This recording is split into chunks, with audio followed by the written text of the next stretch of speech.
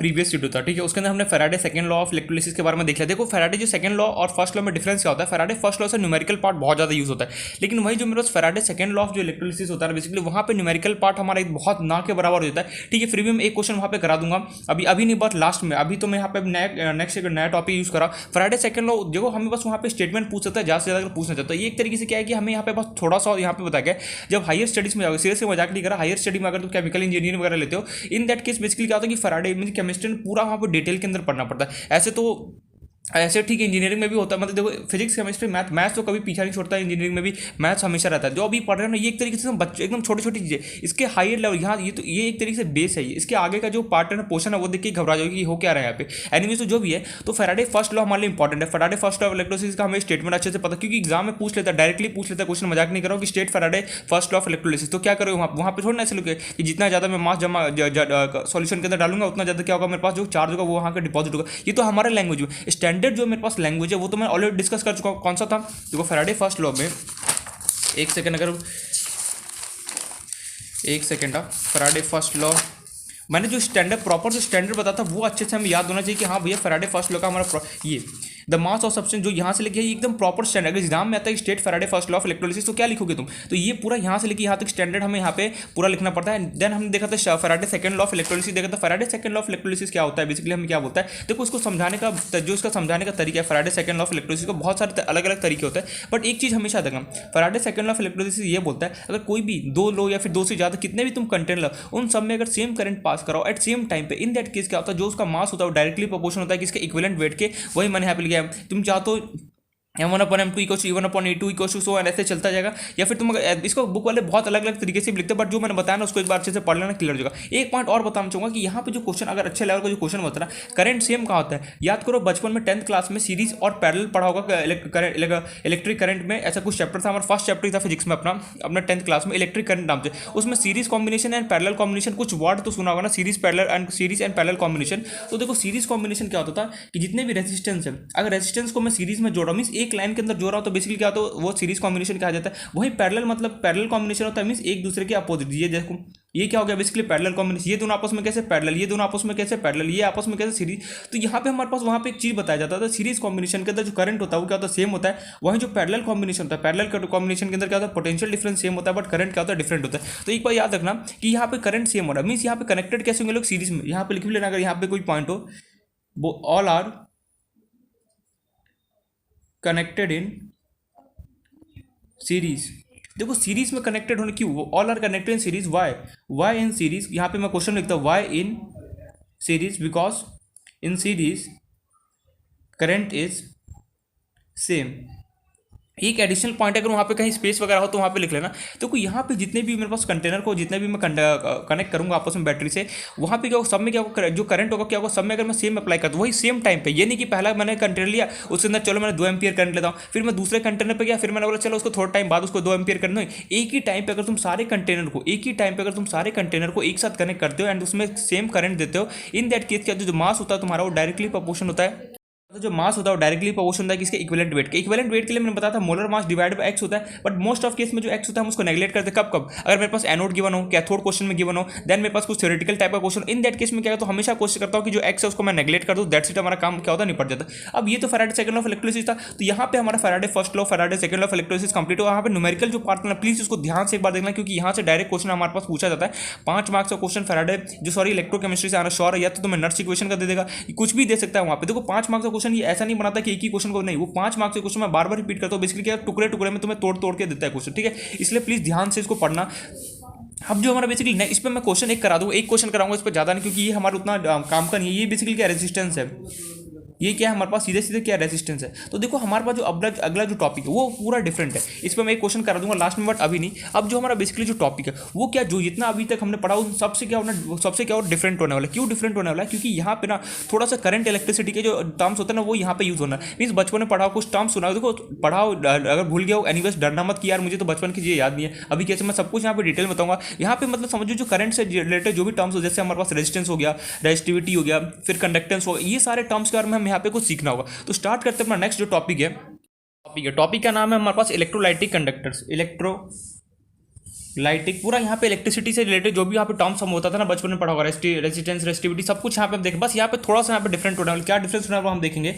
Topic का नाम electrolytic conductance, या फिर तुम सिंपली कंडक्टेंस भी बोल सकते हो इसको। क्या होता है कंडक्टेंस पूरा डिटेल में देखेंगे, पर उससे पहले ये तो बेसिकली हमारा टॉपिक है इलेक्ट्रोलाइटिक कंडक्टेंस, बट इस ये हमारे टॉपिक ये तो हमें आगे पढ़ना है। लेकिन इससे पहले हमें एक छोटा सा इसके अंदर टॉपिक होता है, मीन्स एक बेसिक है वो हमें क्लियर हो जाएगा, उसके बाद फिर अपने इस मेन टॉपिक में आएंगे। तो इलेक्ट्रोलाइटिक कंडक्टेंस क्या होता है, बेसिकली मैं ऊपर से आइडिया दे रहा हूँ। हमें बेसिकली क्या होगा, जितने भी हमारे पास दिखाई दे रहा है, जितने भी इलेक्ट्रिसिटी से टर्म होता है ना, जैसे रेजिस्टेंस हो गया, रेजिस्टिविटी हो गया मेरे पास, ये सारे टर्म्स यहाँ पे हम देखने बस यहाँ पे ये होगा ना कि जो हम करंट इलेक्ट्रिसिटी में जो हम टर्म यूज़ करते हैं उसका वो ना यूज़ करके यहाँ पे कुछ नए टर्म्स को यहाँ पे डिफाइन किया गया। क्या क्या डिफाइन किया गया वो हम देखते हैं। उसको समझने के लिए हमें यहाँ पे एक इंपॉर्टेंट डिफरेंस बिटवीन समझना पड़ेगा। तो ये इंपॉर्टेंट भी है, मैं एग्जाम्पल क्यों लिख रहा हूँ यार इसको, ये हमारे लिए थोड़ा सा इंपॉर्टेंट भी है। डिफरेंस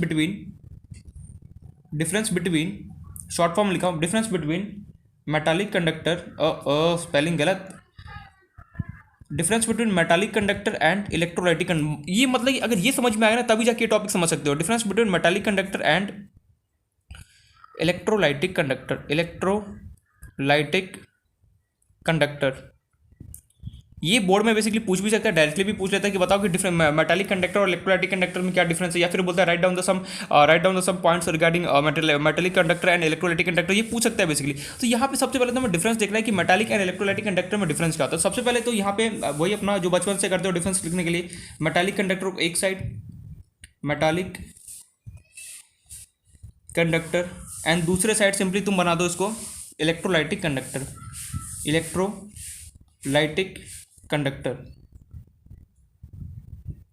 ठीक है, इन दोनों के बारे में डिफरेंस देखना है। तो मेटालिक कंडक्टर बेसिकली क्या होता है, जो हमारे पास कोई भी मतलब कि पड़ा है कि मान लो कोई यहाँ पे मैंने कोई सिलेंडर रखा हुआ है, ठीक है, यहाँ पे इलेक्ट्रॉन्स वगैरह की, जिसकी वजह से क्या होता है मेरा इलेक्ट्रॉन का ट्रैवल वगैरह स्टार्ट होता है, इसकी वजह से ये मेटालिक कंडक्टर। यहाँ पे इलेक्ट्रोलाइटिक कंडक्टर क्या होता है, जो सॉल्यूशन होता है, सॉल्यूशन में जैसे मैं इलेक्ट्रिसिटी प्रोड्यूस करता हूँ, या फिर हमने देखा था इलेक्ट्रोलाइटिक कंडक्टर क्या होता है, जो मेरे पास दो टाइप से हम इलेक्ट्रोलाइटिक कंडक्टर्स को देख सकते हैं। सबसे पहले हमने देखा था गैल्वेनिक सेल के बारे में पढ़ा था। गैल्वेनिक सेल में क्या था, हमने देखा था केमिकल एनर्जी से कैसे बेसिकली हम इलेक्ट्रिकल एनर्जी में कन्वर्ट करते हैं। दूसरा हमने देखा था इलेक्ट्रोलाइटिक सेल्स देखा था, वो क्या होता था बेसिकली इलेक्ट्रिकल एनर्जी से बेसिकली कैसे मैं केमिकल एनर्जी को कन्वर्ट करता हूँ। वो सारे टर्म्स किसके अंदर आता है, इलेक्ट्रोलाइटिक। मींस जितने भी सॉल्यूशन से रिलेटेड कंपाउंड से रिलेटेड जितने भी टर्म्स होगा वो सब इलेक्ट्रोलाइटिक के अंदर आएगा। एंड जो भी मेटालिक मींस जैसे हमारा जो भी हमारे फिजिक्स में जो भी हम पढ़ते हो सब किसके कौन से कैटेगरी के अंदर आएगा, मेटल के अंदर आएगा। तो सबसे पहला क्या डिफरेंस है कि जो मेटालिक कंडक्टर है इसके अंदर जो करंट फ्लो होता है वो किसकी वजह से फ्लो होता है, ड्यू टू इलेक्ट्रॉन की वजह से। करंट फ्लो इन मेटालिक कंडक्टर, करंट फ्लो इन, शॉर्ट फॉर्म लिख रहा हूं मैं, नहीं पूरा लिख देता हूं, मेटालिक कंडक्टर ड्यू टू, अरे यार, due to flow of electron. यार इलेक्ट्रॉन की वजह से देखो, जो हमारा घर, एक सेकंड समझना, एक सेकंड के लिए, घर जो हमारा घर बेसिकली जो इलेक्ट्रिसिटी हमारे पास आ रहा है कैसे आ रहा है, क्योंकि जो वायर्स देखना यहाँ पे जो हम मान लो यहाँ पे बल्ब लगा हुआ है, मान लो यहाँ पे कुछ ऐसा कोई बल्ब लगा हो, ठीक है, यहाँ पे स्विच है मेरे पास, जैसे मैं स्विच को ऑन करता हूँ यहाँ पे तो क्या होता है ये बल्ब ग्लो करता है खटाक से। कैसे ग्लो करता है, जैसे ही तुम स्विच ऑन करोगे तो क्या होगा, इलेक्ट्रॉन यहाँ से फटाफट जितने भी इसको टाइम लगा फटाफट यहाँ पर जाके पहुंचता है। मींस इलेक्ट्रॉन मेरे पास इस डायरेक्शन में ट्रैवल कर रहा था। जस्ट उसके अपोजिट मेरे पास क्या होता है, करंट का मेरे पास क्या होता है, डायरेक्शन। हम ये ऑलरेडी डिस्कस कर चुके हैं, इलेक्ट्रॉन और करंट आपस में क्या होता है, एक दूसरे के अपोजिट डायरेक्शन में ट्रैवल कर रहे हैं। तो यहाँ पे जो भी मेटालिक चीजें होती है, मेटालिक कंडक्टर में जो भी हम अभी तक पढ़ते आए फिजिक्स वगैरह में, उन हर जगह वहाँ पे करंट फ्लो किसकी वजह से होता है, इलेक्ट्रॉन की वजह से होता है। अब यहाँ पे इलेक्ट्रोलाइटिक कंडक्टर में करंट कैसे फ्लो होगा, इलेक्ट्रोलाइटिक में हमने देखा था बेसिकली करंट कैसे फ्लो रहा था, जो वहाँ पे हमारा कंपाउंड था, कंपाउंड में आयंस, जो आयंस थे बेसिकली मान लो कि जिंक आयन हो गया, कॉपर का आयंस हो गया, ये टूटते वगैरह थे, जिसकी वजह से क्या होता है मेरे पास इलेक्ट्रिसिटी प्रोड्यूस हो रहा था। जैसे हमने देखा था गैल्वेनिक सेल, याद करो गैल्वेनिक सेल में बेसिकली हमने क्या देखा था कि जो केमिकल एनर्जी से कैसे इलेक्ट्रिकल एनर्जी में कन्वर्ट होता है, वो तो ऑटोमेटिकली हो रहा था। हमने तो कुछ किया, हमने तो बस यहाँ पे दोस्त यहाँ पे कंटेनर ला के रख दिया, यहाँ पे जितने भी आयंस है, आयंस ने बेसिकली क्या किया, मिलकर अपने आपको वही जो भी ऑक्सीडेशन रिडक्शन करके सिंपली क्या किया उन लोगों ने, केमिकल एनर्जी से इलेक्ट्रिकल एनर्जी में कन्वर्ट किया। तो यहाँ पे बेसिकली जो करंट फ्लो होता है वो किसकी वजह से होता है, आयंस की वजह से। मींस मान लो कि जिंक का आयन हो गया, कॉपर का आयन हो गया, इन सब आयंस की वजह से क्या होता है यहाँ पे इलेक्ट्रोलाइटिक में। हम ये देखो थ्योरी वाला पॉइंट है, जितना थ्योरी हो सके उतना समझो, लिखते चलो। यहाँ पे जो बेसिकली जो करंट फ्लो होता है वो किसकी वजह से होता है, आयंस की वजह से होता है। तो यहाँ पे लिख देता हूँ first point, current flow in electrolytic conductor due to due to flow of ions. Ions मतलब वही जो हमारा जिंक था, कॉपर था, जो भी हम आयंस लाते थे वो टूटता वगैरह था, जो भी हो रहा था, जो भी मतलब कि प्रोसेस वहाँ पे हो रहा था, उसी वजह से मेरे पास इलेक्ट्रिसिटी कंडक्ट हो रहा था। तो वही यहाँ पे हो रहा है कि पहले मेटालिक कंडक्टर जो हम पढ़ते हैं अभी तक बचपन से, एक हमने सिलेंडर ले लिया, यहाँ से बेसिकली क्या होगा, इलेक्ट्रॉन इस डायरेक्शन में ट्रैवल करा हो तो इलेक्ट्रिसिटी क्या जस्ट के अपोजिट चल रहा होगा। तो ये सारा तो मेटालिक हो। इलेक्ट्रोलाइटिक वही सोल्यूशन वगैरह होगा हमारे पास प्रेजेंट हो, इन दैट केस कैसे हम केमिकल से इलेक्ट्रिक एनर्जी में कन्वर्ट करते हैं, ये सारा टर्म्स इसके अंदर आता है। इलेक्ट्रोलाइटिक कंडक्टर्स क्या होता है हमें यही वही तो हम यहाँ पे देखना है। तो ठीक है, मैं सब कुछ बताऊंगा। पहले मेटालिक कंडक्टर में समझो कि जो करंट होता है कैसे फ्लो होता है, इलेक्ट्रॉन की वजह से। एंड जो इलेक्ट्रोलाइटिक कंडक्टर होता है उसमें करंट किसकी वजह से फ्लो होता है, आयंस की वजह से। पहला पॉइंट क्लियर हो गया। दूसरा पॉइंट, नो चेंज इन, पहले मैं लिख देता हूँ फिर समझा रहा हूँ। नो केमिकल चेंज होना चाहिए। अरे यार बहुत काटाकुटी कर रहा हूँ आज। नो केमिकल चेंज इन, देखो फिर से गलत लिख दिया यार। नो केमिकल डिकम्पोजिशन, या फिर चेंज भी लिख सकता था लेकिन उससे अच्छा वर्ड है decomposition of substance by flowing current. क्या है इसका मतलब बता रहा हूँ, of substance by flowing current. भाई साहब ये क्या बोलते हैं, no chemical decomposition of substance by flowing current. मतलब यार यहाँ पे ये बोल, जैसे यहाँ पे मान लो तुम स्विच ऑन करते हो, बल्ब ग्लो होता है, क्या उसके वजह से कुछ होता है, बस सीधे से मतलब घर में लाइट आता है, ऐसा तो नहीं कि बल्ब ब्लास्ट हो गया। ठीक है, वो तो अलग बात है कि जब ज्यादा वोल्टेज आया तो ब्लास्ट हो जाता है। मीन्स ऐसा तो नहीं कि बल्ब के कोई शेप चेंज कर लिया उसने, या फिर बल्ब यहाँ से निकल के कहीं और जाके लगे, ऐसा तो कुछ भी नहीं होता ना। वही यहाँ पे लिखा no chemical decomposition of substance by flowing current. मतलब कि जैसे मैं स्विच को ऑन करूंगा, सिंपली क्या होगा, कहीं जहाँ पे बल्ब होगा वहाँ पर जाकर ग्लो हो जाएगा। जो भी मेरे पास काम हो रहा है, जैसे मैं यहाँ मेटालिक कंडक्टर में जैसे स्विच ऑन करो या फिर जो भी काम करोगे, तो करंट जो जहाँ पर भी जाना होगा उसको जाके फ्लो, चुपचाप से वहाँ पे जाके फ्लो हो जाएगा। लेकिन वहाँ पे कोई प्रोसेस को चेंज नहीं करेगा। मतलब कि जैसे तुमने यहाँ पे स्विच ऑन किया, जैसे बल्ब यहाँ पे ग्लो हुआ, अब जैसे ही स्विच यहाँ पे करंट किया, बल्ब क्या हुआ, ग्लो करना स्टार्ट हुआ। भैया बल्ब ग्लो करना स्टार्ट हो, ऐसा तो नहीं हो रहा ये बल्ब उठ के यहाँ पे आ गया, नहीं ऐसा तो नहीं ये बल्ब उठ के बेसिकली यहाँ पे आ गया, या फिर ये बल्ब में कोई शेप चेंज किया, ऐसा तो कुछ नहीं था। वही यहाँ पे लिखा है कि no chemical decomposition of substance by flowing current. मतलब कि कोई भी चेंज नहीं होगा मेरे पास अगर मैं इलेक्ट्रिसिटी को पास करता हूँ। अगर अपने लैंग्वेज में लिखना चाहो तो उसको ऐसे लिख सकते हो, नो चेंज इन और क्या लिखो, नो चेंज इन सब्सटेंस लिखो, या फिर क्या लिखो, नो चेंज इन, फिर जो भी मन करे, no change in substance thing, जो मन करे लिख सकते हो, बाय फ्लोइंग। ये तो मन की भाषा में, लेकिन एग्जाम में तुम्हें वो प्रॉपर डेफिनेशन लिखना। नो केमिकल डिकम्पोजिशन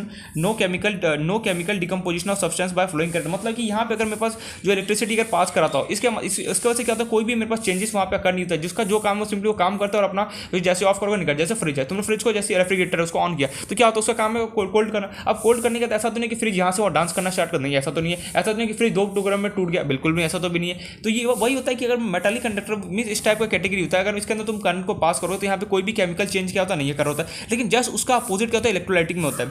जो भी यहाँ रहा ना जस्ट का अपोजिट इलेक्ट्रोलाइटिक में होता है। इलेक्ट्रोलाइटिक में क्या होता है basically, chemical decomposition of substance, chemical decomposition, spelling देख लेना मैं सही लिख रहा हूँ ना, DECOMPOSITION, decomposition of substance on passing current, of passing current,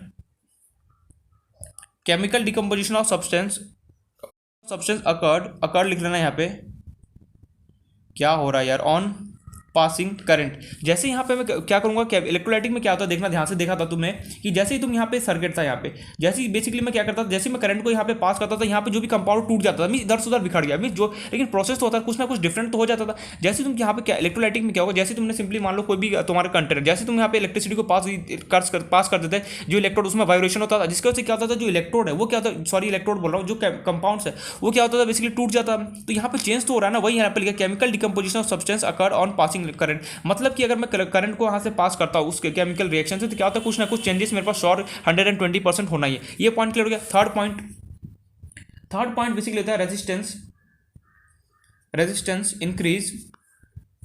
resistance क्या होता है ये फटाफट बताओ, रेजिस्टेंस इंक्रीज, सोचो रेजिस्टेंस क्या होता है पहले तो ये बताओ। Resistance increase on increasing temperature. जैसे जैसे टेम्परेचर को तुम इंक्रीज करते जाओगे, रेजिस्टेंस भी क्या होगा, इंक्रीज होगा। मीन्स रेजिस्टेंस होता है, अगर अभी तो मैं डिटेल में नहीं देख सकते पूरा रेजिस्टेंस के बारे में बचपन से। रेजिस्टेंस का काम क्या होता है, जो हमारा करंट जो फ्लो होता है उसके जस्ट अपोजिट में क्या होता है, वो उसको चाहता है अपोज करना, मीन उसको रोकना चाह रहा होता है। क्यों, कि या तो हीट के फॉर्म में उसको रोकना चाहिए, किसी ना किसी फॉर्म में बेसिकली क्या करता है वो करंट को रोकना चाहता है। तो जैसे जैसे तुम यहाँ पे टेम्परेचर को इंक्रीज करोगे, मैं मेटालिक कंडक्टर के अंदर मान लो जैसे जैसे टेम्परेचर को इंक्रीज करोगे वैसे वैसे क्या होगा, मेरे पास रेजिस्टेंस इंक्रीज होगा। जस्ट उसका यहाँ पे अपोजिट होगा, क्या होगा, रेजिस्टेंस डिक्रीजेस। यहाँ पे रेजिस्टेंस क्या होगा, डिक्रीज होगा ऑन इंक्रीजिंग। ये थ्योरेटिकल पार्ट इसलिए लिखते जाओ समझते जाओ, ऑन इंक्रीजिंग टेम्परेचर। टेम्परेचर को जैसे तुम यहाँ पे इंक्रीज करोगे क्या होगा, जो रेजिस्टेंस वो क्या होगा, डिक्रीज होगा। शॉर्ट फॉर्म में टीएमपी लिखा है। फोर्थ जो पॉइंट है ना वो थोड़ा सा यहाँ पे इंपॉर्टेंट है, देखना ध्यान से। यहाँ पे रेजिस्टेंस आता कैसे है, resistance is due to collision with kernel. ओहो, आर्मी वाला कर्नल नहीं भैया, कर्नल उसका नाम क्या होता है, कर्नल पूरा बता रहा हूँ यहाँ पे। देखो रेजिस्टेंस यहाँ पे क्यों, मेटालिक कंडक्टर के अंदर रेजिस्टेंस क्यों होता है, हर एक जगह कहीं ना कहीं। देखो तो अभी एक्सपेरिमेंट सेटअप किया था, वहाँ पे भी रेजिस्टेंस आता है। रेजिस्टेंस का काम क्या होता है, जो भी मेरे पास करंट को फ्लो रहा, जो भी मेरे पास सर्किट से फ्लो कराओगे तो क्या होता है, कुछ ना कुछ उसको करंट को खा जाता है वो, मतलब कि वो अपने काम में यूटिलाइज कर देता है। मीन्स उसको अपोज करना चाहता है, जो भी करंट मतलब फ्लो हो रहा है उसको करंट को चाहते हैं अपोज करना, इसलिए रेजिस्टेंस का बेसिकली यूज करते हैं। तो यहाँ पे रेजिस्टेंस कैसे है, resistance is due to collision with kernel. यार कर्नल क्या है, कर्नल, अच्छा कर्नल इसको कर्नल बोलते हैं बेसिकली, क्या बोलते हैं इसको, कर्नल। ये है क्या, पहले तो ये बता कर्नल बेसिकली क्या होता है। जो भी तुम्हारे पास कंडक्टर, देखना कर्नल बेसिकली क्या होता है, ये तुम्हारे पास कोई कंडक्टर, मान लो कोई भी कंडक्टर जो कोई भी ऐसा सब्सटेंस जो इलेक्ट्रिसिटी को पास कराता है उसे बेसिकली कंडक्टर बोलते हैं। इंसुलेटर क्या होता है, ऐसा सब्सटेंस जो इलेक्ट्रिसिटी को पास नहीं होने देता है उसे हम इंसुलेटर बोलते हैं। सेमी कंडक्टर क्या होता है, जो दोनों की तरह बिहेव करता है, कंडक्टर एंड इंसुलेटर दोनों की तरह। तो यहाँ पे देखो मान लो कोई कंडक्टर मेरे पास बॉडी है, ठीक है, यहाँ पे मान लो कुछ हमारे पास कुछ यहाँ पे एटम्स प्रेजेंट है, एटम्स ऐसे ही बता रहा हूँ, कुछ एटम्स यहाँ पे प्रेजेंट है। तो जैसे यहाँ पे एटम्स प्रेजेंट है, क्या हुआ स्टोरी बता रहा हूँ, जैसे एटम्स यहाँ प्रेजेंट है, तो जैसे बेसिकली क्या हुआ कि यहाँ पे ये एटम बेसिकली क्या हुआ, जैसे यहाँ पे थे आपस में को टकराना स्टार्ट हो, जैसे जैसे मान लो कोई भी एक एटम को पकड़ लो, लेटे से मैंने इसको पकड़ा और बाहर बुलाया, ये इसके साथ टकराएगा, तो इसके साथ टकराएगा तो सिंपली क्या करेगा, ये जो एटम वो अपना एक इलेक्ट्रॉन को लूज करेगा एंड बाकी जो इसके ऊपर कैसा चार्ज आएगा, पॉजिटिव चार्ज आएगा। तो ये जो हमारे पास जो स्पेस बचा, जो ये स्पेस बचा ना इलेक्ट्रॉन को देने के बाद, जो हमारे पास स्पेस बच जाता है उसे बेसिकली क्या बोलते हैं, कर्नल बोला जाता है। लिख भी लो, इलेक्ट्रॉन निकलने के बाद जो स्पेस बचा उसे कर्नल कहते हैं।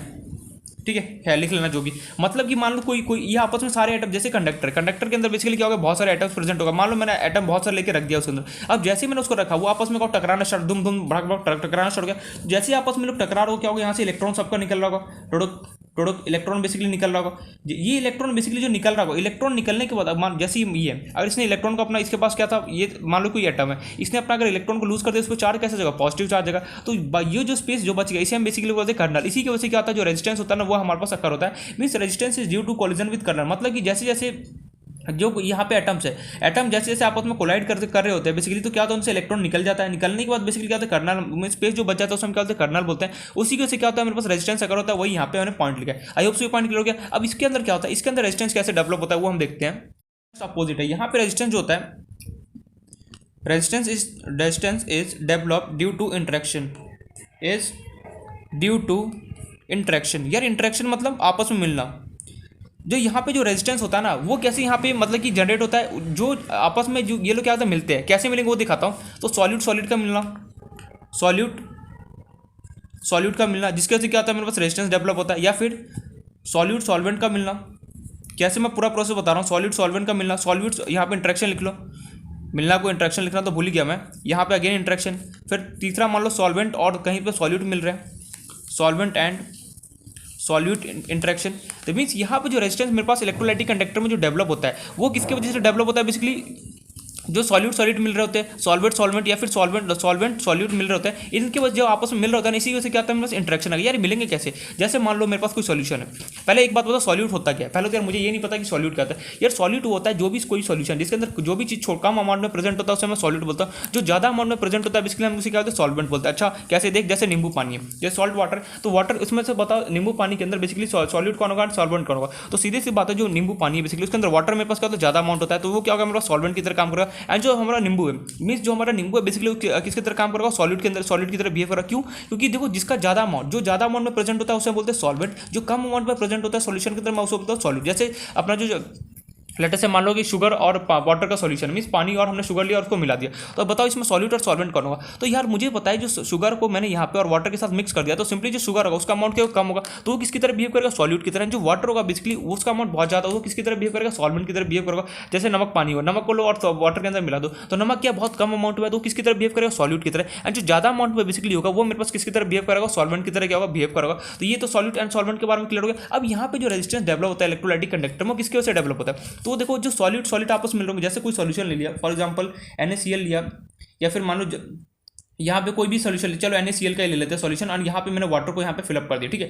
अब NaCl और वाटर, NaCl क्यों गया बहुत कम अमाउंट में, नमक बहुत कम है, सोडियम क्लोराइड जो होता है बेसिकली हमारा कॉमन सॉल्ट होता है, जो हमारा जो घर का सॉल्ट होता है उसके अंदर NaCl प्रेजेंट होता है, सोडियम क्लोराइड। तो देखो जो H2 है, मान लो मैंने एक वाटर लिया उसके अंदर थोड़ा सा नमक ले लिया, उसको NaCl बोल दिया, तो यहाँ पे क्या होगा कि जो भी यहाँ पे जो सॉल्यूट होगा, जो सोडियम और क्लोराइड, इसमें सॉल्यूट आपस में मिल रहे होंगे, फिर मान लो कि सॉल्यूट और सॉल्वेंट मिले, सोडियम और H2 आपस में कहीं मिल जाए, मिलकर आपस में कुछ बॉन्ड वगैरह बना लेंगे, या फिर क्या हो सकता है सॉल्वेंट आपस में मिले, वाटर आपस में मिलकर बेसिकली क्या होगा, आप वाटर आपस में मिलकर भाईचारा इंटरेक्शन करेंगे, जिसके वजह से क्या होता है रेजिस्टेंस डेवलप होता है। उतना डिटेल में नहीं जाना, बस इतना समझना यहाँ पर जो रेजिस्टेंस डेवलप होता है किसके सॉल्वेंट इसके वजह से क्या होता है डेवलप होता है। इंटरेक्शन मतलब मिलना, या तो सॉल्यूट आपस में जाके कुछ बॉन्ड बना रहे होंगे जिसकी वजह से क्या होगा मेरे पास रेजिस्टेंस डेवलप होगा, या फिर सॉल्वेंट आपस में जाके मिल रहे होंगे जिसकी वजह से क्या होगा मेरे पास बॉन्ड बन रहा होगा, या फिर क्या होगा सॉल्यूट की वजह से क्या होगा यहाँ पे हमारे पास इंटरेक्शन हो रहा होगा। तो ये हमारे पास कुछ पॉइंट था मेटालिक एंड इलेक्ट्रोलाइटिक कंडक्टर में, ये हमें डिफरेंस पता होना चाहिए, एग्जाम में डायरेक्टली भी पूछ सकता है कि या फिर हमसे पॉइंट भी बोल सकते हैं, बताओ कि पूछ सकता है, जो भी हमें पूछना होगा पूछ सकता है, ठीक है। डिफरेंस बिटवीन पूछ सकता है मेटालिक कंडक्टर इलेक्ट्रोलाइटिक कंडक्टर क्या होना, डिफरेंस क्या था ये पूछ सकता है, या फिर बोल सकता है राइट डाउन सम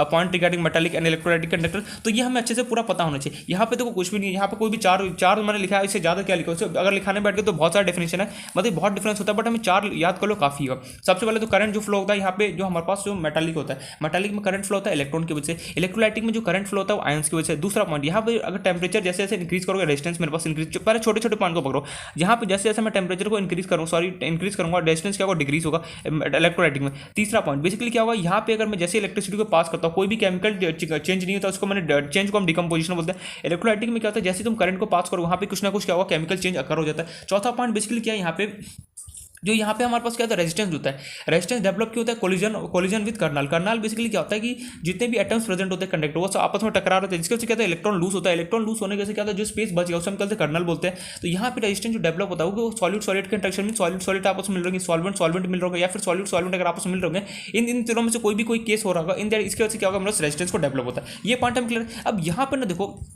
जो पहले तो मेटालिक कंडक्टर के कुछ टर्म्स हम पढ़ेंगे, जैसे मेटालिक कंडक्टर वही होगी जो नॉर्मल जो हम डेली लाइफ में यूज करते हैं, मीन जो हमने नॉर्मल फिजिक्स में जो हमने पढ़ा था, रेजिस्टेंस हो गया, रेजिस्टिविटी हो गया, कंडक्टेंस हो गया, सब पढ़ेंगे। वही जो अगर इलेक्ट्रोलाइटिक कंडक्टर में अगर मुझे रेजिस्टेंस को फाइंड आउट करना तो यहाँ पे क्या कुछ नए टर्म्स आएंगे, जैसे मोलर कंडक्टिविटी हो गया, ये सारे कुछ हमें यहाँ पे नए टर्म आएंगे, वो भी हम देखेंगे। सबसे पहले तो हम देखेंगे कुछ पॉइंट्स मेटालिक कंडक्टर के इंपॉर्टेंट टर्म्स अभी देखेंगे, उसके बाद हम चलेंगे अपने इलेक्ट्रोलाइटिक कंडक्टर्स में कि वहाँ पे क्या क्या नए टर्म्स हमारे पास आ गए वो हमें यहाँ पे देखना है। तो स्टार्ट करते हैं some important points regarding electrolytic conductors, some important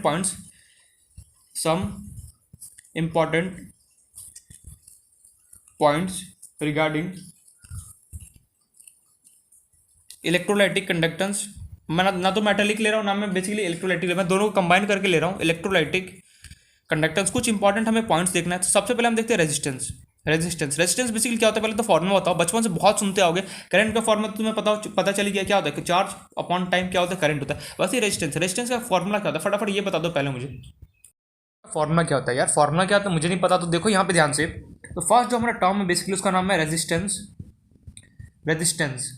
का काम क्या होता है। देखो देखा भी होगा रेजिस्टेंस को, अगर अभी एक्सपेरिमेंट में देखा था एकदम छोटा सा था, याद करो अभी जो कुछ टाइम पहले जो एक्सपेरिमेंट किया था इलेक्ट्रोमैग्नेटिक वेव का ही, जिससे क्या होता था जैसे तुम उसको कॉपर वायर के उसके पास लेके जाते थे क्या तो ग्लो होता था। क्यों होता था, क्योंकि वहाँ पे क्या होता था जो हमारा करंट है जो हमारा वो कॉपर वायर था जिसकी वजह से क्या होता मैग्नेटिक फील्ड प्रोड्यूस कर रहा था, जिसकी वजह से क्या होता जो हमारा जो क्या था ग्लो करा था। ठीक है, यानी वो सब छोड़ो। तो रेजिस्टेंस किस टाइप का होता है देखा होगा। तो रेजिस्टेंस का काम क्या होता है, रेजिस्टेंस का काम सीधे सीधी होता है। रेजिस्टेंस बोलता है जो करंट है ना उसको खा जाता है, मींस बोलता है कि मेरे रेजिस्टेंस को करंट को फ्लो नहीं होने देता है। रियलिटी में देखो करंट तो फ्लो होना ही होना, वो उससे स्ट्रॉन्ग है, लेकिन कुछ परसेंट क्या करता है रेजिस्टेंस, कुछ परसेंट बेसिकली क्या करता है जो रेजिस्टेंस होता है ना कुछ परसेंट करंट को कम कर देता है। तो रेजिस्टेंस का डेफिनेशन लिखना चाहते हो लिख सकते हो, it opposes the flow of current का जो फ्लो होता है उसको अपोज कर, मीन अपोजिट चाहता है कि फ्लो करे, it opposes the flow of current. या फिर लिख सकते हो it abstract the path of current, mean current का जो पाथ होता है उसको चाहता है मोड़ दे इधर उधर भगा दे। It opposes the flow of current, हमेशा करंट को चाहता है अपोज करना, मीन कम करना चाहता है। फॉर्म इसको डिनोट किसी के आर, इसका फॉर्मूला जो मेरे पास होता है आर का रेजिस्टेंस का होता है R equals to V divide by I. ये होता है रेजिस्टेंस का फॉर्मूला। यहाँ पे वी क्या इंडिकेट कर रहा है वोल्ट, आई बेसिकली क्या हम इंडिकेट कर बताओ करंट, एंड इसका अगर मैं यूनिट लिखना चाहूँ तो यूनिट बेसिकली हमारे पास होता है इसका ओम ओम ओम ओम ब्रूम। और इसको इंडिकेट किसी किया ओम्स लॉ याद है कुछ 10th क्लास का, V equals to I R जो ओम्स लॉ होता था वहीं से तो ये सारे फॉर्मूला डिफाइन हो गए। ठीक है, हम पढ़ेंगे नो डाउट, थोड़ा बहुत ये बेसिक 10th क्लास का Ohm's law V equals to I R, तो वहीं से बेसिकली हमारा रेजिस्टेंस डिफाइन होता है। तो यूनिट क्या होता है रेजिस्टेंस का ओम यूनिट होता है, उसको ओम को रिप्रेजेंट किसी करते हैं ये ऐसे ये ओम को सिंबल होता है। तो पहला तो हमारा टर्म था उसका नाम था रेजिस्टेंस। दूसरा टर्म है इसी में एक टर्म आता है छोटा सा कंडक्टेंस, कंडक्टेंस। तो कंडक्टेंस जो बेसिक बस कुछ नहीं, यहाँ पे फॉर्मूला देखते चलो, काम नहीं पड़ता चले। कंडक्टेंस बेसिकली क्या होता है, जो रेजिस्टेंस होता है जस्ट वो अपोजिट होता है। तो यहाँ पे लिख सकता हूँ it is a inverse of resistance, inverse of resistance. जो हमारा रेजिस्टेंस होता है ना, ये कैमरा इतना क्यों हिल रहा है, it is the inverse of resistance. जो रेजिस्टेंस है जस्ट कहता है अपोजिट होता है ये। और इसका देखो अपोजिट इसका फॉर्मूला, रेजिस्टेंस को रिप्रेजेंट किसी सी, अगर इनवर्स है तो मीन्स उल्टा होगा तो कितना, सी इक्वल्स टू 1/r। एंड जो इसका ऐसा यूनिट होता है, यूनिट यहाँ पे मैं यूनिट लिख रहा हूँ, इसका यूनिट होता है ओम इनवर्स, ओम इनवर्स, या फिर हम इसको मऊ भी बोलते हैं, मऊ MHO, या फिर इसको और बुक वाले भी सेंसर भी बोलते हैं। के बाद जो सेंसर नहीं, सेंसर नहीं, सीमेंस, इसका 3 ऐसा यूनिट है। क्या बात है, सीमेंस को बेसिकली हम एस से इंडिकेट किया जाता है। एस से तो नहीं बोल सकता कि उल्टा, मतलब कि जो सी होता है ना जस्ट उसका उल्टा होता है, मीन्स एस से चलो इंडिकेट कर कोई फर्क नहीं है। तो जो हमारा कंडक्टेंस होता है, कंडक्टेंस का फॉर्मूला था सी इक्वल्स टू 1/r। 1/r क्या है बेसिकली यहाँ पे रेजिस्टेंस, कुछ नहीं, बस कुछ टर्म्स है देखते चलो। जो मेटालिक कंडक्टर होता है, ये सारे टर्म बेसिकली इतना करंट इलेक्ट्रिसिटी में वापस रिपीट होने वाले, जो हम फिजिक्स में पढ़ेंगे।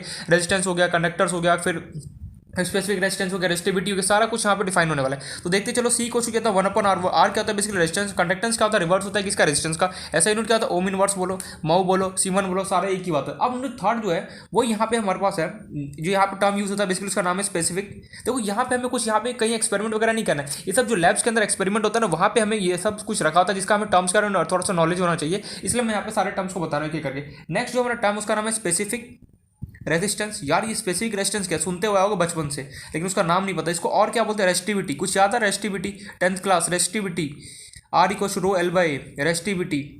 तो नेक्स्ट जो हमारा टर्म इसका नाम है रेजिस्टिविटी। रेजिस्टिविटी क्या होता है, मटेरियल का प्रॉपर्टी होता है कि मटेरियल का कैसा मेरे पास है, तो उसको हम क्या बोलते हैं, रेजिस्टिविटी बेसिकली क्या होता है, it is a material property. जो भी हमारा सामान होता है मटेरियल होता है, उसका बेसिकली क्या होता है, प्रॉपर्टी होता है, मटेरियल प्रॉपर्टी। एंड रेजिस्टिविटी को हम इंडिकेट रिप्रेजेंट किसे करते हैं, रिप्रेजेंटेड बाय रो। ये रो इसको हम रो भी बोलते हैं, रो ROW, जो मन करे वैसे लिख सकते हो, स्पेलिंग अगर मेरे से मिस्टेक हो गया हो। तो रेजिस्टिविटी क्या होता है, मटेरियल का प्रॉपर्टी होता है, इसको रिप्रेजेंट किसी कहते हैं, रो से किया जाता है। इसका फॉर्मुला क्या होता है, फॉर्मुला बेसिकली होता है जो रेजिस्टेंस होता है ना, आर इक्वल क्या होता है, रो एल अपॉन ए। जो हमारा फॉर्मुला होता है रेजिस्टेंस होता है, उसका फॉर्मुला दूसरा भी होता है, R equal rho L by, चाहे R equal V upon I use करो या फिर R equal rho L upon A use करो। यही से मैं यहाँ पे रो का वैल्यू निकालूंगा। रो का वैल्यू कैसे निकालूंगा, इसको क्रॉस मल्टीप्लाई करो, कितना होगा, आर ए इक्वल कितना हो गया, रो इंटू एल, एल के इसके चरणों में भेज दो, कितना हो गया, रो रेजिस्टिविटी इक्वल कितना होगा, R A divide by L. तो रेजिस्टिविटी का फॉर्मुला क्या होता है, RA डिवाइड बाय एल। कुछ भी याद ना रहा, जितना याद रखना, रेजिस्टेंस इक्वल टू कितना होता है, रो एल अपॉन ए। सिंपली इसको क्रॉस मल्टीप्लाई करो, उसके चरणों में भेजोगे तो रेजिस्टिविटी क्या होगा, RA अपॉन कितना होगा एल। अब इसका यूनिट क्या होता है, तो जो इसका यूनिट होता है, अब इसका खुद से एक बार यूनिट सोचो क्या होता है। तो यूनिट बेसिकली इसका होता है ओम मीटर। ओम बेसिकली हम तो मीटर में बोला, रियलिटी में बोला जाता है मीटर, बट देखो हम तो मीटर बहुत लेंदी, मीटर समझते हो। 1 मीटर कितना होता है, मान लो 1 मीटर मेरा एक हैंड से भी, एक हैंड के पूरा फुल हैंड जो मेरा होगा, एक हैंड 1 मिनट, लेकिन हम उतना एक्सपेरिमेंट में तो उतना लार्ज डेटा यूज नहीं कर सकते, इसलिए हम सेंटीमीटर में यूज करते हैं। मीन इतने छोटे चीज़ को हम यूज करने के लिए बेसिकली क्या होता है, सेंटीमीटर यूज करते हैं। तो यहाँ पे लिख लेना, not use metre because it's very large, so instead of this we use centimetre. तो या फिर ओम मीटर बोलो या फिर ओम सेंटीमीटर भी बोल सकते हो। ओम सेंटीमीटर का बोलोगे जब हम जो यूनिट्स है वो एकदम स्मॉल चीज़ों में मैं खेलूंगा। तो resistivity basically R rho equal to R A upon L. यार यहाँ पे आर तो मुझे समझ में आ रहा है, रेजिस्टेंस होता है। ये ए और एल क्या होता है, तो ए एल देखो यहाँ पे मैं कोई कंडक्टर बना रहा हूँ, किसी भी टाइप का शेप बना रहा हूँ। कंडक्टर ऐसे देखो, कंस्ट्रक्टर ऐसा बेसिकली मेरे पास मटीरियल होता है जो क्या करे, जो इलेक्ट्रिसिटी को क्या करे, फ्लो करता है ना, उससे हम क्या बोलते हैं, बेसिकली कंडक्टर बोलते हैं। कोई भी शेप बनाओ, तुम्हारा मन करे कोन बनाओ, ट्रायंगल बनाओ, जो मन करे वैसा शेप बनाओ, लेकिन कंडीशन यहाँ पे ये होना चाहिए कि जो भी हमारे पास कंडक्टर होता है वो क्या होता है, इलेक्ट्रिसिटी को क्या होता है, फ्लो करता है। तो यहाँ पे लेटेस्ट से मैंने ये कंडक्टर बना लिया कुछ इस टाइप का, सिलेंडर टाइप का, चलो बना लेते हैं। मोस्टली बुक में हम लोग ये बनाते हैं, इसलिए मैं यहाँ पे ये बनाता हूँ। तो यहाँ पे आर तो मुझे पता है रेजिस्टेंस, यहाँ पे ए क्या है, ए जो होता है हमारा, ए क्या होता है यहाँ पे, area of cross section,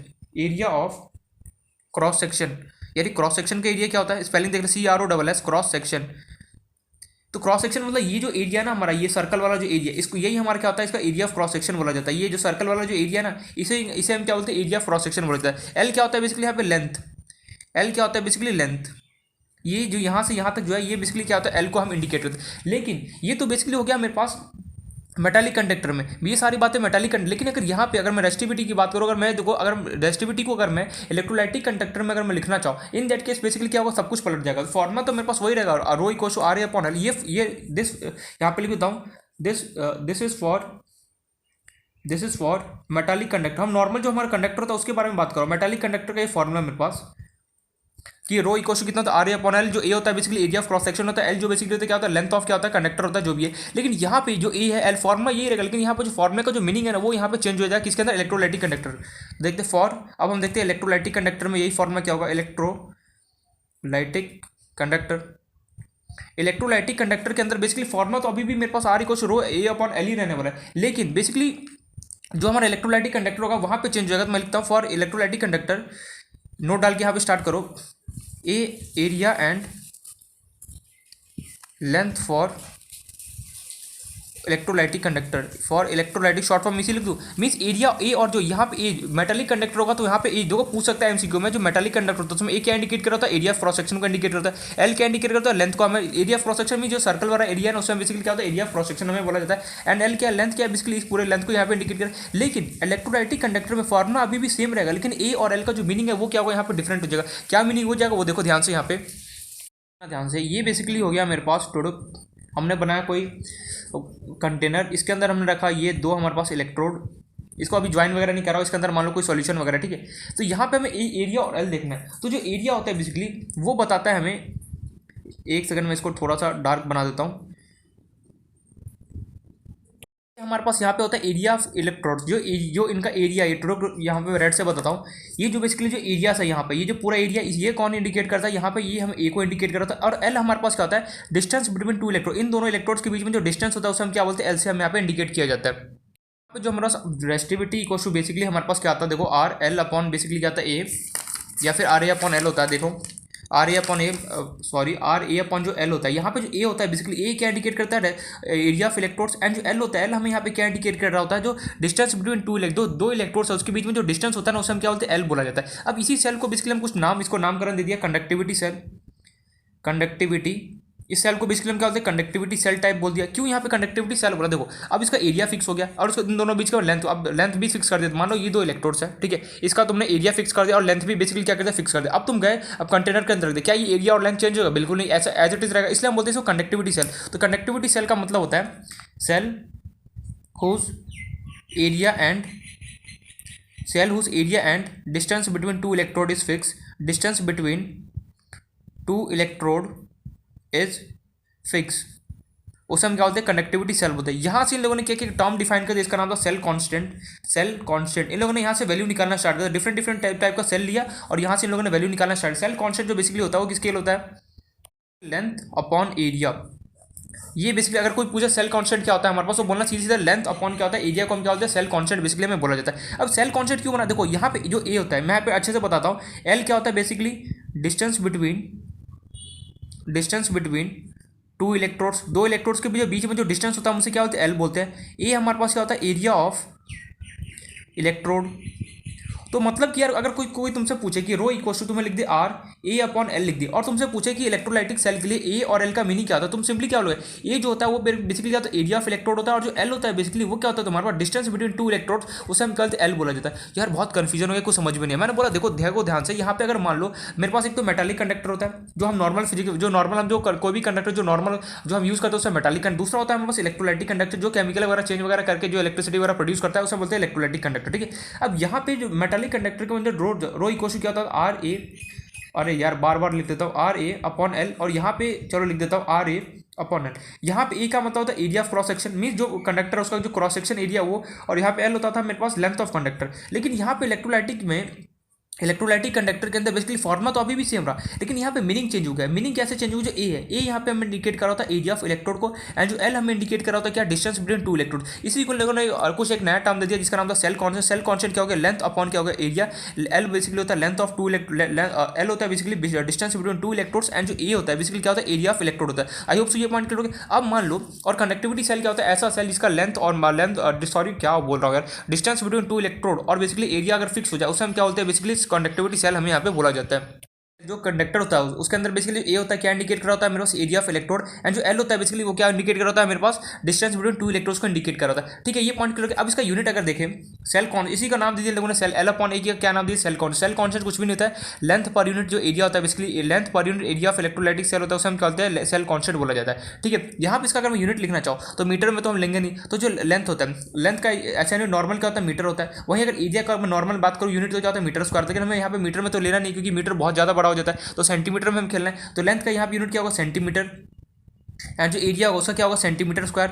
1 centimetre से 1 सेंटीमीटर निपट गया, बचा कितना 1/cm, तो सिंपली यूनिट क्या हो गया मेरे पास, इसको अगर मैं ऊपर लेके जाऊँगा कितना का सेंटीमीटर इनवर्स, तो ये बेसिकली सेल कांस्टेंट का हमारे पास यूनिट होता है। यहाँ तक पॉइंट क्लियर। अब यहाँ पे एक सवाल मन में ये मेरे पास अराइज हुआ, यार जो तेरे पास ये कंडक्टर है, ठीक है, ये मान ले ये एक सेल, ये एक इलेक्ट्रोड, और ये मान ले कोई दूसरा इलेक्ट्रोड ऐसे मेरे पास गिवन है, एक छोटा और एक बड़ा अगर मेरे पास गिवन हो जाए, इन दैट केस ये तो इंडिकेट करेगा मेरे पास एरिया, तो ठीक है, लेकिन जो लेंथ होगा, अब ये एरिया ऑफ ये क्या होता है मेरे पास एरिया ऑफ इलेक्ट्रोड। अब यहाँ पे दोनों का मेरे पास एरिया अलग है, इसका देख कितना है, और जो यहाँ पे दूसरा वाला जो इलेक्ट्रोड उसका एरिया मेरे पास बड़ा है। इन दैट केस में कौन सा यहाँ पे एरिया लिखूंगा, मान ले इसका एरिया मेरे पास 8 है, एंड इसका यहाँ पे मान ले 10 सेंटीमीटर मुझे गिवन है, इसका मान लो मुझे 8 सेंटीमीटर स्क्वायर गिवन है, इसका मुझे 10 सेंटीमीटर स्क्वायर इसका मुझे लेंथ गिवन है। अब यहाँ पे बेसिकली लेंथ बोल रहा हूँ, सॉरी यार क्या बोल रहा हूँ मैं, एरिया, सॉरी, जो एरिया पहला इलेक्ट्रोड जिसका एरिया मुझे गिवन 8 सेंटीमीटर स्क्वायर और दूसरा का मुझे गिवन 10 सेंटीमीटर स्क्वायर। अब यार एक छोटा और एक बड़ा है, अब इन दैट केस में मुझे यहाँ पे एक ही जगह में क्या लिखूंगा, अब इन दैट केस का, अगर मान लो एक छोटा और एक अगर इक्वल कभी भी नहीं गिवन हो, तो हमेशा देखना, अगर मान जितना ये है उसका सेम शेडो यहाँ पे काट दो, यहाँ पे 8 है, सिंपली इसको काट दो 8, तो तुम्हें कौन सा हमें काउंट करना होगा, 8 को मैं काउंट करूँगा, 2 जो होगा उसको भाड़ में गया, उससे मुझे कोई मतलब नहीं। मतलब कि अगर एक छोटा एक बड़ा मिल जाए तो दोनों में जो सेम आएगा हमें वो एरिया को लेना। अगर इसका एरिया 4 होता तो मैं यहाँ पे 4 कट करता, अगर इसका एरिया 6 होता तो मैं 6, मीन दोनों में हमें क्या करना है, सेम हमेशा एरिया लेना है, ठीक है। ये एडिशनल पॉइंट है जो मैंने यहाँ पे बता दिया, तो आई होप तो समझ में आ गया होगा। अगर मान लो एक छोटा और एक बड़ा, अगर मेरे पास कभी भी दो इलेक्ट्रोड्स का डिफरेंट साइज के आता है, इन दैट केस हमें क्या करना है, दोनों इलेक्ट्रोड का जो मेरे पास सेम साइज होगा ना, हमें उसको यहाँ पे क्या करना काउंट करना है। देखो इस टाइप को न्यूमेरिकल हमें कहीं नहीं पूछने वाला, बस ये थ्योरी वाला पार्ट है, यहाँ पे देख चलो, यहाँ पे हमें ये सब जो टर्म होता है इसका कहीं पर भी हमारे पास ज्यादातर यूज नहीं होता, बट थोड़ा सा क्या लग रहा होगा बहुत आसान टॉपिक है, बट सीरियसली बोलो ये नानी याद दिलाता है, अगर इसको ढंग से अगर नहीं पढ़ोगे तो, क्योंकि नानी याद दिला रहा है, क्या बोल रहा हूँ यार मैं सच में ऐसा होता है कि अगर ये जो छोटे छोटे टर्म्स है एग्जाम में कंफ्यूज करता है यार। जो मेरे पास मेटालिक कंडक्टर होता है उसके अंदर आर जो रो होता है वो किसके इक्वल होता है, मेरे पास आर ए अपॉन एल। जल्दी जल्दी में बच्चा क्या लिखा है, ए जो मेरे पास होता है ना स्टूडेंट्स क्या लिखते हैं, ए जो होता है एरिया ऑफ क्रॉस सेक्शन होता है, और एल क्या होता है लेंथ, एल जो होता है बेसिकली लेंथ ऑफ कंडक्टर। नहीं, ये टोटली गलत है। मेटालिक कंडक्टर के लिए बात सही है, लेकिन इलेक्ट्रोलाइटिक कंडक्टर के अंदर बेसिकली क्या होता है, एग्जाम में जान उसको देखना है इलेक्ट्रोलाइटिक कंडक्टर लिखता है। इलेक्ट्रोलाइटिक कंडक्टर के अंदर formula R equal rho A upon L अभी भी सेम रहता है, लेकिन इलेक्ट्रोलाइटिक कंडक्टर के अंदर ए जो बेसिकली हमें होता है वो क्या इंडिकेट कर रहा होता है, एरिया ऑफ इलेक्ट्रोड, एंड जो एल होता है बेसिकली क्या इंडिकेट करता है, डिस्टेंस बिटवीन टू इलेक्ट्रोड्स को इंडिकेट कर रहा होता है। आई होप सो ये पॉइंट क्लियर हो गया। मींस अगर मुझे रेसिस्टिविटी लिखना है, रेसिस्टिविटी फॉर शॉर्ट फॉर्म लिख दो इलेक्ट्रोलाइटिक कंडक्टर, तो सिंपली क्या होगा मेरे पास बताओ, आर ए अपॉन एल होगा, नो डाउट ये तो क्लियर है। अच्छा आर ए अपॉन एल होगा या फिर आर, अब यहाँ पे ए होगा, ये ए क्या इंडिकेट कर रहा होगा मुझे यहाँ पे जल्दी बताओ फटाफट कोई, ए जो हमें होगा ये क्या इंडिकेट कर रहा है, एरिया ऑफ इलेक्ट्रोड को इंडिकेट करो, जो इलेक्ट्रोड होगा उसका एरिया ठीक है देख लेना। आज एल होगा बेसिकली वो क्या इंडिकेट करो, डिस्टेंस बिटवीन टू इलेक्ट्रोड्स, दो इलेक्ट्रोड्स के बीच में जो हमारा डिस्टेंस होता है उसको कौन इंडिकेट करता है, हमको एल इंडिकेट कर रहा होता है, ठीक है। लिख लेना स्पेलिंग इलेक्ट्रोड, मैं यहाँ पे आधा दूरा लिख रहा हूँ। तो ये क्लियर का रेसिस्टिविटी दोनों के लिए मेरे पास सेम रहता है, चाहे इलेक्ट्रोलाइटिक हो चाहे मेरे पास मेटालिक हो, लेकिन दोनों का मीनिंग मेरे पास क्या होता है अलग हो जाता है। क्या होता है वो यहाँ पर अच्छे से मैंने क्लियर बता दिया। अब हम देखते हैं इसका नेक्स्ट टर्म क्या, तो आई होप से समझ में आएगा। कंडक्टिविटी सेल क्या होता है, सेल कॉन्स्टेंट क्या होता है, ये सारा पॉइंट हमें क्लियर होना चाहिए। एक मार्क्स में क्वेश्चन पूछा what is cell constant, simply L upon A को क्या बोलते हैं, सेल कॉन्स्टेंट बोला जाता है। इसका डेफिनेशन लिखने का उतना कोई जरूरत नहीं है,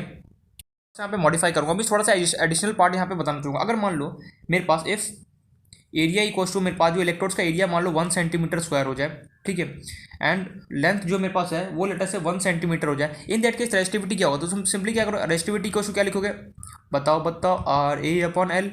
सिंपली मैं यहाँ पे पुट कर दूंगा value, put value of A and L, put value of A and L का यहाँ पे तुम वैल्यू पुट करोगे। आर रेसिस्टिविटी को आर का तो आर रहा, एक कितना गिवन है तुम्हें 1, एल तुम्हें सिंपली यहाँ पे कितना गिवन 1 ये 1 निपट गया, बचा रेसिस्टिविटी को कितना हो गया मेरे पास आर। मतलब यार ये जो है ना ये इंपॉर्टेंट है, यहाँ पे रेसिस्टिविटी और रेजिस्टेंस के इक्वल आ गया। मीन जो रेसिस्टिविटी है वो बेसिकली क्या हो गया मेरे पास रेजिस्टेंस के यहाँ पे इक्वल आ गया। यार यहाँ पे क्या बताइए इन्फॉर्मेशन में क्या देना चाहता है, ये हम यहाँ पे इन्फॉर्मेशन ये हमें देना चाह रहा है रेजिस्टेंस के इक्वल आ गया। एक बात मैं ऑलरेडी बता चुका हूँ, जो रेजिस्टिविटी होता है वो क्या होता है, जो मटेरियल का प्रॉपर्टी होता है। मींस हर एक मटेरियल के बारे में बता रहा होता है कि इसका अच्छा रेजिस्टिविटी इतना होगा, इसका हर एक इसका मटेरियल का इतना रेजिस्टिविटी होगा, ठीक है। तो रेजिस्टिविटी क्या होता है, मटेरियल का हमारा प्रॉपर्टी होता है। लेकिन यहाँ पे जो हमारा वो तो समझ मेटालिक कंडक्टर में था कि जो रेजिस्टिविटी होता है क्या होता है, मटेरियल प्रॉपर्टी होता है। लेकिन यहाँ पे इलेक्ट्रोलाइटिक कंडक्टर के अंदर यहाँ पे तो कोई मटेरियल है नहीं मेरे पास, यहाँ पे तो कंपाउंड है। तो कंपाउंड के केस में बेसिकली रेजिस्टिविटी कैसे बिहेव करेगा वो हम यहाँ पे देखना है। तो सिंपल सा एक बात बताओ मुझे, अगर मैं यहाँ पे इसका वॉल्यूम लिखना चाहूँ, अगर मैं ये जो सॉल्यूशन मेरे पास गिवन है लेटर से, ये जो मेरे पास यहाँ पे गिवन है, अगर मैं इसका वॉल्यूम पर फाइंड आउट करना चाहूँ क्या हो गया इस कैमरा को, एक सेकंड, अगर मैं इसका वॉल्यूम अगर मैं फाइंड आउट करना चाहूँ कि बताओ यहाँ पे कितना वॉल्यूम होगा, तो सिंपली क्या लिखोगे वॉल्यूम, अगर मैं यहाँ पे लिखूँ वॉल्यूम ऑफ इलेक्ट्रोलाइट, जो मेरे पास इलेक्ट्रोलाइट प्रेजेंट है वो, उसका अगर मैं वॉल्यूम लिखना चाहूँगा तो सिंपली किसकी इक्वल होगा, वॉल्यूम भैया किसी भी चीज़ का अगर मुझे वॉल्यूम निकालना तो क्या क्या करूँगा, जो मेरे पास लेंथ है ये और मल्टीप्लाई कर दूंगा एरिया से तो मुझे वॉल्यूम मिल जाएगा। तो वॉल्यूम ऑफ इलेक्ट्रोलाइट किसके इक्वल होगा, लेंथ इंटू एरिया। तो लेंथ मुझे गिवन है 1 और वो क्या होता है सेंटीमीटर में होता है, मल्टीप्लाई बाय एरिया कितना गिवन है मुझे यहाँ पे 1 सेंटीमीटर स्क्वायर। इसको सॉल्व करो कितना होगा 1 सेंटीमीटर क्यूब। 1 सेंटीमीटर क्यूब को बेसिकली 1 ml बोलते हैं। तो यहाँ से एक शानदार डेफिनेशन निकल गया रेस्टिविटी, हम क्या बोलता है रेस्टिविटी, अगर डिफाइन करना हो definition of resistivity, definition of resistivity को शॉर्ट फॉर्म लिख रहा हूँ रेस्टिविटी फॉर इलेक्ट्रोलाइटिक कंडक्टर। तो कैसे इसको डिफाइन किया जाता है, स्पेलिंग देख लेना जो भी है, resistivity of an electrolyte, resistivity of an electrolyte is equals to resistance offered to, दिखाई दे रहा है, resistance offered to all the ions of that electrolyte in 1 ml, electrolyte in 1 ml, कुछ नहीं फालतू सा डेफिनेशन है रेस्टिविटी का, 1 ml सॉल्यूशन। रेस्टिविटी बोला है फिर स्पेसिफिक रेजिस्टेंस बोलो, एक ही बात है। तो यहाँ पे उन्होंने रेस्टिविटी को बेसिकली डिफाइन कर दिया। रेस्टिविटी को क्या डिफाइन किया, रेस्टिविटी ऑफ एन क्या लिख दिया भैया, ये रेस्टिविटी ऑफ इलेक्ट्रोलाइट लिखना चाहिए ना, लिख दिया उन्होंने, रेस्टिविटी ऑफ एन इलेक्ट्रोलाइट, ठीक है करेक्ट कर लेना, restivity of an electrolyte is equals to resistance offered to all the ions of that electrode in 1 ml solution। मतलब कि यहाँ पे क्या बोला, देखो ये तो हम रटा क्या बोलते हैं उसका, मगा बोला डेफिनेशन, रटा रटाया ऐसे कुछ बोलते हैं ना, रटा रटाया डेफिनेशन, क्या बोल रहा हूँ मैं बोल ही नहीं पा रहा, रटा रटाया हुआ वाला ये डेफिनेशन होता है कि रेस्टिविटी का ऑफ इलेक्ट्रोलाइटिक कंडक्टर कभी डिफाइन हो तो सिंपली यहाँ से यहाँ तक उगल दो, वॉमिट कर दो, चलो काम नहीं पड़ेगा। अब अपने लैंग्वेज समझते यार ये है क्या, ये बेसिकली ये बोला जा रहा है 1 ml सॉल्यूशन में बेसिकली ये रेस्टिविटी हमें क्या इंडिकेट कर रहा है, हर एक मटेरियल का प्रॉपर्टी होता है, वो तो हमने देखा मेटालिक कंडक्टर में, लेकिन यार इलेक्ट्रोलाइटिक कंडक्टर में यहाँ पर तो मटेरियल्स है नहीं, यहाँ पर तो कंपाउंड है। तो यहाँ पे क्या होगा बेसिकली हर एक कंपाउंड जो भी मेरे पास कंपाउंड है उसका क्या होगा, सबका अलग अलग अपना रेस्टिविटी होगा। यहाँ पे ये बताना चाहिए जो रेस्टिविटी होगा 1 ml सॉल्यूशन में, 1 ml जो सॉल्यूशन होगा उस सॉल्यूशन के अंदर बेसिकली कितना बेसिकली मेरे पास उस पर्टिकुलर आयंस मेरे पास प्रेजेंट है, वही क्या होगा हमें रेस्टिविटी को डिफाइन करोगे। अगर मान लो 1 ml में किसी ने बोला, मान लो जो CuSO4 है, किसी ने बोला 1 ml में CuSO4 कितना मतलब 10 ऐसे कुछ प्रेजेंट है, किसी ने पूछा 50 ml बताओ कितना प्रेजेंट होगा, तुम सिंपली क्या करो 10 को मल्टीप्लाई कर दो 50 से, तुम आ गया 500 मीन्स तुम बोलोगे 50 ml में क्या होगा 500, मेरे पास क्या होगा 500। रेस्टिविटी का यूनिट क्या होता है फटाफट बताओ, रेस्टिविटी का यूनिट क्या होता है यार हमारे पास, इतनी जल्दी भूल गए, सेंटीमीटर मीन 500 ओम सेंटीमीटर प्रेजेंट होगा। मतलब कि यहाँ पे हमें ये बहुत बेनिफिट मिलता है। यहाँ पे बेनिफिट क्या, देखो यहाँ पे लग रहा है यार सब कुछ ऊपर ऊपर से जा रहा होगा, बट समझने की कोशिश करना, रेस्टिविटी हमारे पास इलेक्ट्रोलाइटिक कंडक्टर के लिए हमें ये बोला जाता है 1 ml सॉल्यूशन के अंदर उस पर्टिकुलर आयन का, उस जो भी कंपाउंड उस पर्टिकुलर कंपाउंड का कितने आयंस प्रेजेंट होता है उस सॉल्यूशन के अंदर, वो हमें क्या बताता है रेस्टिविटी बता रहा है। रेस्टिविटी क्या होता है, हर एक मटेरियल का प्रॉपर्टी होता है, जैसे हम वो तो मेटालिक कंडक्टर में होगा, लेकिन इलेक्ट्रोलाइटिक कंडक्टर्स में बेसिकली क्या होता है कि हर एक कंपाउंड का क्या होगा अलग अलग डिफरेंट रेस्टिविटी होगा। लेकिन यहाँ पे इसका डेफिनेशन क्या है, रेस्टिविटी का डेफिनेशन क्या है मेरे पास यहाँ पे, रेस्टिविटी का हमारा डेफिनेशन ये है कि एक देखो हमेशा देखना 1 ml सॉल्यूशन में मेरे पास कितना रेजिस्टेंस प्रेजेंट होगा वो हमें क्या देखो रेस्टिविटी दे रहा होगा। लेकिन कंडीशन क्या होना चाहिए, उसका एरिया जो इलेक्ट्रोड्स होगा इसका एरिया 1 सेंटीमीटर स्क्वायर होना चाहिए, लेंथ क्या होना चाहिए 1 सेंटीमीटर होना चाहिए। अगर ये दोनों कंडीशन फुलफिल कर रहे हैं देन हम बोल सकते हैं 1 ml सॉल्यूशन में कितना मेरे पास रेजिस्टेंस प्रेजेंट होगा वो हमें कौन दे रहा है, रेस्टिविटी दे रहा होगा। देखो ये सब कुछ थ्योरेटिकल पार्ट है जो हमें समझना पड़ेगा, क्वेश्चन यहाँ से कुछ नहीं आना है, बस यहाँ पे कुछ टर्म्स है जो मैं यहाँ पे बता रहा हूँ। देखो पता अगर किसी ने पूछा कि रेस्टिविटी फॉर इलेक्ट्रोलाइटिक कंडक्टर को डिफाइन करो, कैसे फाइंड आउट करो, तो सिंपली क्या बोलोगे रेस्टिविटी ऑफ एन इलेक्ट्रोलाइट, ये तो किताबी रटा रटाया वाला डेफिनेशन है, तुम्हें बोलना तो पड़ेगा। लेकिन अगर तुमसे पूछे एक्चुअल में एक्सप्लेनेशन माने, ठीक है, तो कैसे बोलोगे, तुम सिंपली बोलोगे अगर एरिया 1 सेंटीमीटर स्क्वायर हो, अगर लेंथ मेरे पास 1 सेंटीमीटर हो, इन दैट केस अगर मेरे पास सॉल्यूशन 1 ml सॉल्यूशन का जितना भी रेजिस्टेंस प्रेजेंट होगा वो हमें क्या देखो रेस्टिविटी को हमें यहाँ पे दे रहा होगा। हर एक कंपाउंड का अलग अलग रेस्टिविटी होता है, जैसे हमारे पास हर एक कंपाउंड का डिफरेंट मेरे पास रेस्टिविटी होता है। एलिमेंट हर एक मटेरियल का क्या होता है, जैसे ये पेन है, पेन का डिफरेंट रेस्टिविटी होगा, हुड हो गया, हुड का डिफरेंट रेस्टिविटी होगा, मेटल हो गया उसका रेस्टिविटी डिफरेंट होता है। वैसे ही क्या होता है यहाँ पर मेरे पास क्या होता है हर एक कंपाउंड अलग, जितने डिफरेंट टाइप से कंपाउंड है उन सबका क्या होगा बेसिकली रेस्टिविटी क्या होगा मेरे पास यहाँ पर डिफरेंट होगा। यहाँ तक पॉइंट क्लियर है। तो यहाँ पे बेसिकली हमने कुछ टर्म्स था जो हमने देख लिया कि मेटालिक एंड इलेक्ट्रोलाइटिक टर्म्स में जो कुछ कॉमन टर्म्स है जैसे रेजिस्टेंस हो गया, फिर हमने कंडक्टेंस देखा, देन हमने यहाँ पे स्पेसिफिक रेस्टिविटी बोला या फिर रेस्टिविटी बोला, दोनों एक ही बात है। वो क्या क्या होता है वो हमने यहाँ पे सब कुछ देखा, डिफरेंस भी देख लिया यहाँ पे। अब हम चलते कुछ ऐसे इंपॉर्टेंट टर्म्स के बारे में जहाँ पे सिर्फ और सिर्फ इलेक्ट्रोलाइटिक कंडक्टर में हमें मिलता है, जो कि और वो जो टर्म है वो बेसिकली हमें मेटालिक कंडक्टर में नहीं मिलता है, वो हमारे लिए थोड़ा सा इंपॉर्टेंट भी। तो आई होप सो यहाँ पे समझ में आ गया। देखो एक लास्ट टाइम रिवाइज कर रहा हूँ, बोल रहा हूँ, समरी बता रहा हूँ। रेस्टिविटी फॉर इलेक्ट्रोलाइटिक कंडक्टर क्या होता है, अगर एरिया 1 सेंटीमीटर स्क्वायर हो एंड मेरे पास सॉरी लेंथ भी मेरे पास क्या 1 सेंटीमीटर हो, in that case 1 ml solution के अंदर 1 ml सॉल्यूशन जो भी सॉल्यूशन होगा Z जो भी सॉल्यूशन होगा 1 ml सॉल्यूशन में बेसिकली कितना मेरे पास रेजिस्टेंस प्रेजेंट होगा वो हमें क्या देगा, रेस्टिविटी को हमें यहाँ पे दे रहा होगा। दैट्स इट, यही हमारे पास होता है रेस्टिविटी फॉर इलेक्ट्रोलाइटिक कंडक्टर। इसके अलावा कुछ भी नहीं है, इसके अलावा कंफ्यूज होने की कोई जरूरत नहीं, बुक में जाओगे बहुत कन्फ्यूजन करेगा, इसलिए मैंने एकदम सिंपल सा सारा लैंग्वेज में समझा दिया। अब हम देखते हैं कुछ ऐसे टर्म्स जो सिर्फ और सिर्फ इलेक्ट्रोलाइटिक कंडक्टर के अंदर है, बाकी मेटालिक कंडक्टर में नहीं है। वो यहाँ से जो टर्म्स है वो थोड़ा सा हमारे इंपॉर्टेंट भी एग्जाम में पूछ सकता है डायरेक्टली। तो स्टार्ट करते हैं अपना टर्म, ये सब थ्योरेटिकल पार्ट है, डायरेक्टली तुमसे क्वेश्चन पूछ सकता है व्हाट इज रेस्टिविटी, तो डिफाइन करोगे, व्हाट इज रेजिस्टेंस भी मैं पूछ सकता है क्वेश्चन, अगर 1 मार्क्स में पूछना हो तो पूछ सकता है। ठीक है, अब हम देखते हैं कुछ इलेक्ट्रोलाइटिक कंडक्टर्स के इंपॉर्टेंट टर्म्स को।